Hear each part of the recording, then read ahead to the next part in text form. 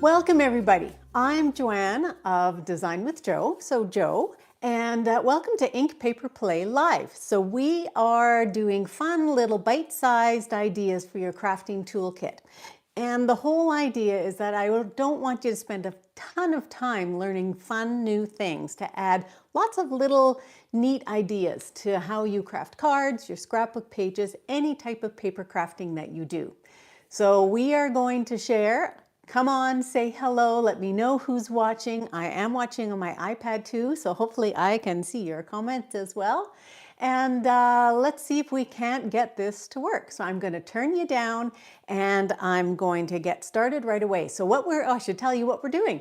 So what we're doing today is we are going to be coloring ribbon, but I've got 3 ways that work, and I've got a way that really I do not recommend. So I'm going to share that one right at the end. So make sure you stick around. And then with the Ink Paper Play Live, the reveal and the projects are always at the end. So this is technique and tip based. We're going to only be sharing about 10-15 minutes probably at the most, but stick around to the end so you can see the fun ideas that I've created. So we're going to be working with our white ribbon, and this is 1/4 inch white ribbon that is currently available.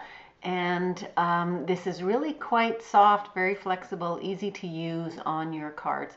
And I would recommend that you want to use neutral colors. So we're also going to work with our essentials, baker twine, and this also works great when you have sheer ribbon like our gold here. So the baker's twine, the best ones to use would be the white and the vanilla, and then you can also use our linen thread. Our first technique uses our Stampin' Write markers, and when you're using these are dye-based markers, and they match all of the colors that we have with Stampin' Up! So this is the first way I recommend, but also know that these are water-based markers. They are not permanent markers. And so the color is not going to be as strong. You don't want to use the bullet tip, you want to use the brush tip. So I'm going to take a piece of the vanilla baker's twine and I'm just going to color it. Now one thing to note about baker's twine is that it's going to roll around on you. And so you're not going to be able to get a complete coverage of color because it's going to roll. So you're going to have to spend a little bit of time putting the color on there. Make sure you use the marker on its side, not the tip, in order to preserve the tip a little bit. So let me just show you what happens with it. So I've colored a little bit here, and I just want to show you because you need to let this dry. So if I touch this right away, I've got color on my fingers. So you want to make sure to let it dry before you go ahead and use it. The second idea is something I like a little bit more, and that's using your Stampin' Blends. So with our Stampin' Blends, on this one, what I'm going to do instead is I'm going to use some of our white ribbon, and it has actually little holes in it, but what we're going to do is we're going to use our Stampin' Blend. Now if you have a Stampin' Blend that is new, so let me just see. This one is not, and I'm going to use this one. So when I was doing classes, sometimes people, when they were just learning, give a little bit heavy-handed on their blends. So I keep these because the color is still there, and I'm going to use them. So you want a light touch. You don't need to use a heavy touch. And you're just going to color directly over top of the ribbon. And you're going to get a fairly strong amount of color on there. So it will, if you go over it a couple times, it is going to darken up and be this color. So when you turn it over, you may also need to do it again. Okay, so there we go. Now we're going to have color. And you do want to let that dry as well. So let it dry. And then another thing you can do, what works really great with the ribbon, is if you have a sheer ribbon.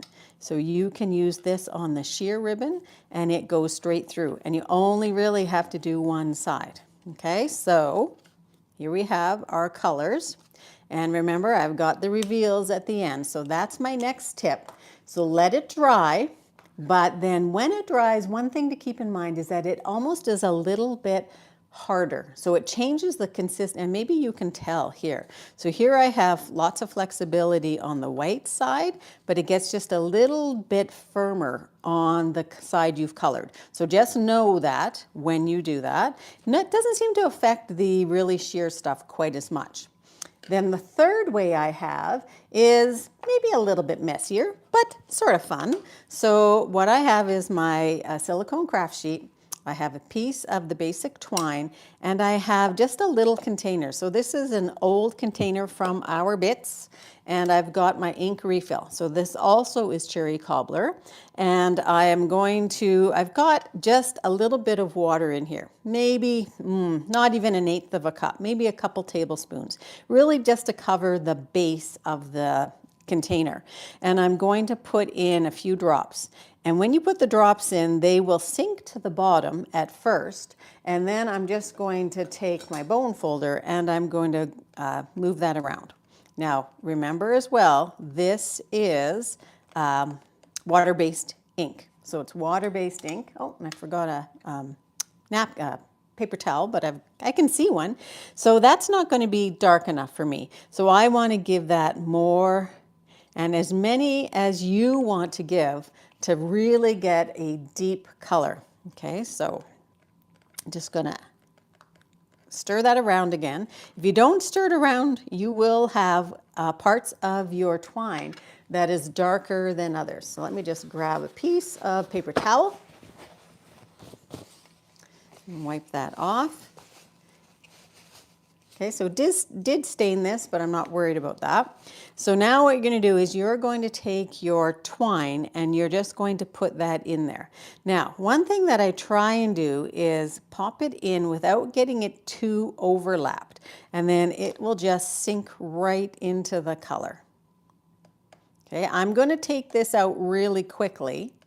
This is going to be more of a pink color than a red color at this point, because I just want to take it out for you and show you. Okay, so take it out with my tweezers so I don't get my hands all red or pink.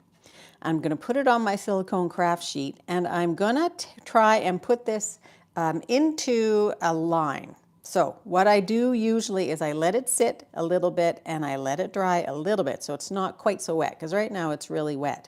But I let it dry a little bit, and then I try and get it into a line so it's not overlapping. And I want to show you why you don't want it to overlap. So I did this one here, and I just left it sitting on. And you can see that in some places I have darker, and in some places I have lighter. So that's one of the things that can happen if it's overlapping when it dries. Now you might like that. You might think that that's a really cool effect. But if you do want it to dry solid, then once it's dried a little bit, you can lay it out. Now I have dried it with my heat tool a little bit, but I find that I just don't like that quite as much. I want it just to sop in as much of that color as possible. So you could also do this with a ribbon. So when you do it with a ribbon, so here's another piece of ribbon. This was cherry cobbler, and when it dries a little bit lighter. Okay, so just know that it dried a little bit lighter. You can put it in and give it a couple more goes if you like. This is pumpkin pie, so it came out a little bit lighter. And this was shaded spruce, so it comes out a little bit lighter. But it dries and it's a little bit, it's still got lots of flexibility to it. So you can keep this if you want, or you can just put it down the sink. I'm going to put this aside, and I do want to show you what you don't want to do. I wanted to get some soft seafoam. So I've seen people that do this, okay? So here's my soft seafoam, and here's my baker's twine. And I took my bone folder and I pressed it over top, on top, and then I did it like this. I'm not going to really do it. Then I pulled it through, okay, and got, so this is what the color was that I got. So you can sort of see the color, but look what happened to my stamp pad. Okay, so the baker's twine in particular dug into the rubber, the foam rather, of my stamp pad, and it wrecked it. So, well, it didn't wreck it, but if I kept doing it, it would definitely have not been nice for my stamp pad. So has anybody ever tried this before and had the same effect? Because it's not fun. So that is not something I would recommend at all. Even you could probably do your ribbons, more ribbons like this, but I just wouldn't. I wouldn't at all, okay? So that's what I don't recommend doing. So then once you have your colored, you can just take leftover spools and you can wrap your ribbon around. So that's, what is this, shaded spruce that I've created. Okay, let me share with you some of the projects that I did. Think I've got 5 here. So this is our first design, and this is where I colored, and here I colored linen thread. And I did not want it to be 100% color. So you might be able to see my linen showing through a little bit there, but I wanted it to be modeled because this is modeled as well. So there's one idea. Here's another idea where I colored the ribbon with my Stampin' Blends. And I've got two different colors there, Mossy Meadow and Cherry Cobbler. Same for this one here. So this one here is colored with, what is that colored with? That's colored with Calypso Coral, actually. So it's a little bit stiffer, but it's a nice bright color. So this is colored with my blends as well. This one is also colored with my blends, and you can see that this is colored into Old Olive, this one here, so it just adds a little bit of color to it. And then I'm into the dyeing with the ink refill. So this is Cherry Cobbler. So that was pretty intense. I had quite a few drops of ink refill in there, in behind. And then just because we have another Halloween image, this is pumpkin pie. So I hope you like those ideas. Those are, let me just get them back on the screen. If I can get them all back on the screen, that would be great.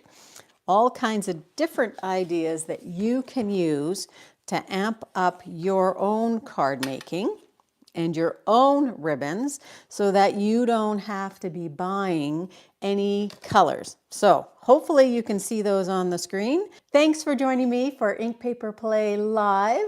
Thanks for hanging in as well. And we'll see you next week when I'll have another set of tips. I think I'm going to be working with pattern paper. So thanks very much. Have a great paper crafting day, and we will see you soon. Bye-bye.